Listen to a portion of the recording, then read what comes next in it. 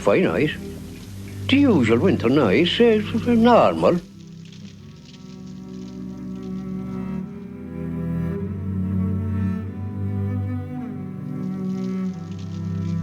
As far as I remember, there were no stars at all because you could see the reflection of the flames from the burning of the town against the cloud layer.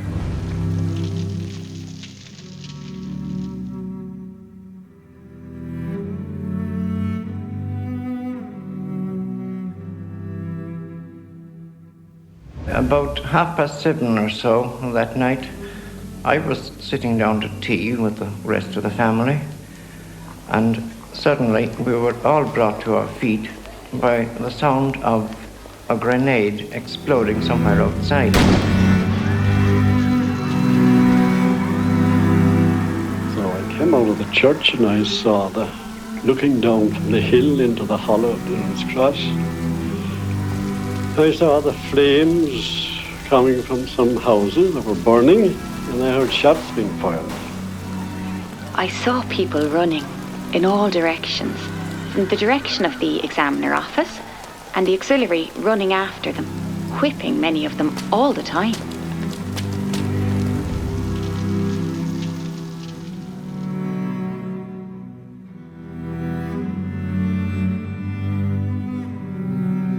I was accosted by Black and Tan, who searched me and wanted to know why I was on the street. And I happened to have an apple in one pocket and an orange in another pocket, you see. I imagined that he thought they were 2 Mills's bombs, you see.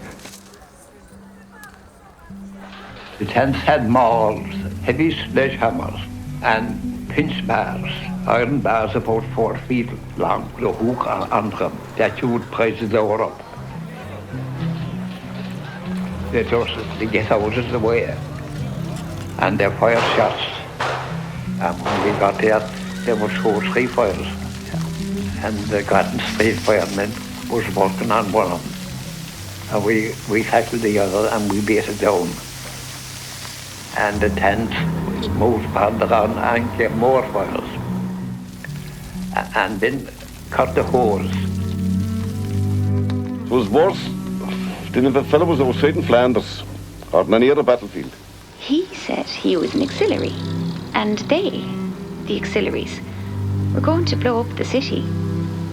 He had also a rifle slung over his shoulder, a revolver hanging to his left side, and a baton. The roof of the house had collapsed, and that was the crash that awakened me. So I ran downstairs, opened the door, and stepped into the arms of Black and Tan.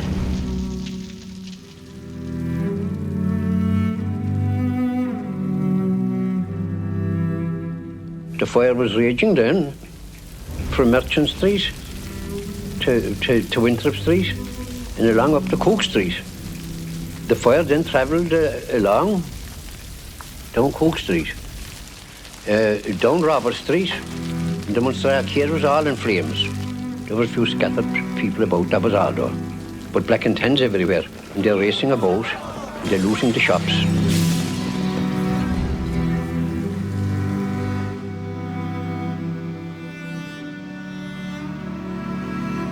While indoors with my father, brothers and sisters, we went through a terrible time.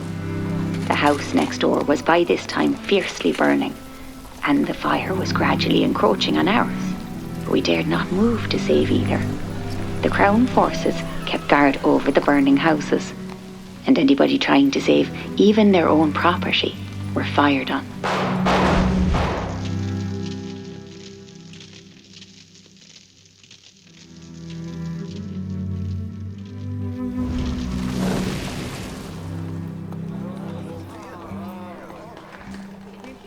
So, as I was going down Merchant Street, I happened to go down halfway and I met one of my comrades.